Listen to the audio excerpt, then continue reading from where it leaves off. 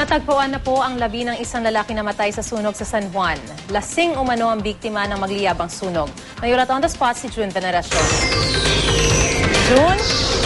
Maring sa tulong ng dalawang nangangalakal ay na-recover ng Bureau of Fire Protection ang katawan ng isang biktima ng sunog sa Barangay St. Joseph dito sa lungsod ng San Juan.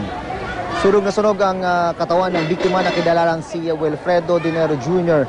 nang matagpuan ng BFP. Sabi ng mga kamag-anak ng biktima, lasing na lasing daw ito nung mangyari ang sunog kahapon, araw ng Pasko. Nahila raw ito palabas ng bahay pero sa hindi malamang kadahilanan ay bigla na lang itong nawala. Natagpuan ang kanyang katawan sa isang dead-end na lugar. Sabi ng BFP, si Wilfredo Dinero Jr. ay nag-iisang nasawi dahil mismo sa sunog. Ang isa pa kasing patay ay bugbog ang nasawi. Makaraang mapagkamalan daw na siya ang nagpasimula ng sunog. Sapat pa naman ang pagkain sa tatlong evacuation center na lungsod kung saan tumutuloy ang mahigit 1,000 pamilya na biktima ng sunog. Pero ang problema ay ang mga palikuran at ang maiinom na tubig.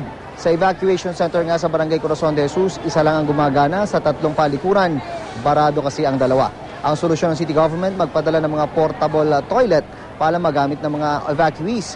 Makikipagdialogo ang city administration sa mga nasunugan para pag-usapan ang plano sa mga nasunugan. Isa raw sa option ay ang paghahanap ng relocation site sa loob mismo ng lungsod. Nanindigan pa rin ang BFP na walang arson ang nangyari.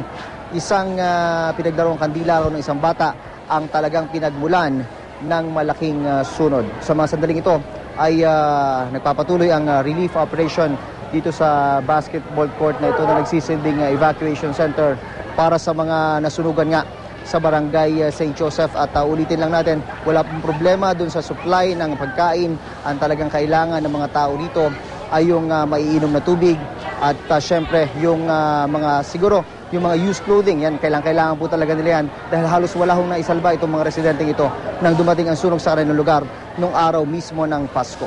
At yan muna ang latest mula rito sa San Juan. Balik sa Maris. Maraming salamat, June Veneracion.